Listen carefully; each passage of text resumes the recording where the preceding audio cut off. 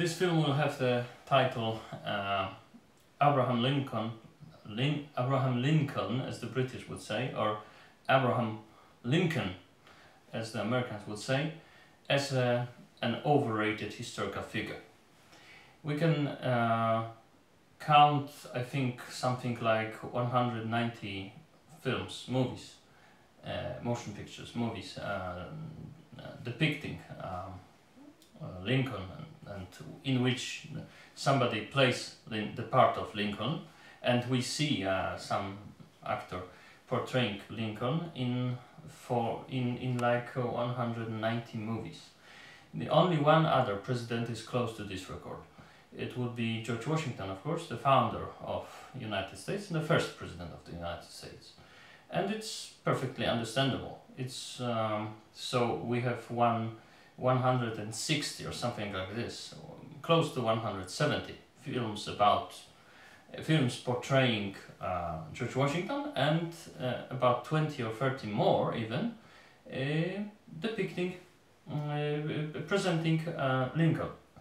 And the other presidents, I think the third would be, I think, Franklin Delano Roosevelt, who was portrayed in something like 70 movies. So it's a huge gap between Abraham Lincoln, George Washington, and nothing for a long time, and then Franklin Delano Roosevelt, and again a huge gap. So so Abraham Lincoln, the reuniter of the Union, the American Union, is obviously a very attractive and spectacular historical figure, one would think. Well, I disagree. Whereas with George Washington, I am totally in accord with what is being said about him.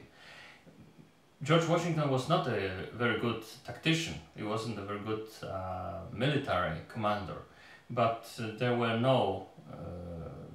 not many good military commanders in America in those days, and he was the best which they could get. So he was, well, he had some good ideas, like at Trenton, for instance, and he understood the psychology of war, and he understood the needs of soldiers and so on. So he was an intelligent man and an intelligent politician too. He didn't fully get the nature of the conflict between the realistic and federalistic policy of Alexander Hamilton, a creator of American modern economy, a creator of American National Bank, First National Bank, and many other institutions. And George Washington never really understood the nature of conflict between him and Thomas Jefferson, the first romantic lefty of American country, but who of course added something to the Constitution and so on. Of course, Thomas Jefferson is also very important historical figure, but George Washington trumps all that, both Hamilton even and Jefferson even more so.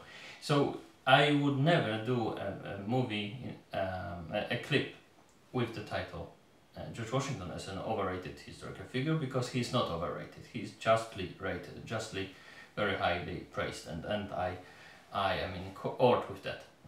But with Lincoln, I am not so sure, because we can like Lincoln. Lincoln is likable.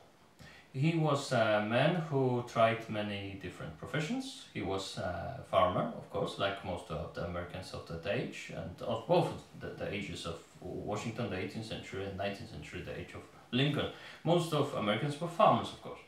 So he is likable. He tried to be a farmer. He was chopping wood. He was fighting against other farmers with bare hands, and because he was very, very tall, and he could keep them at a distance and win because of his long arms and so on.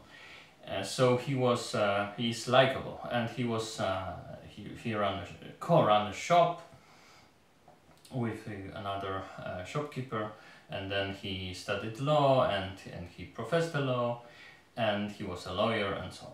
So an interesting character, to be sure, but and morally we can also sympathize with him.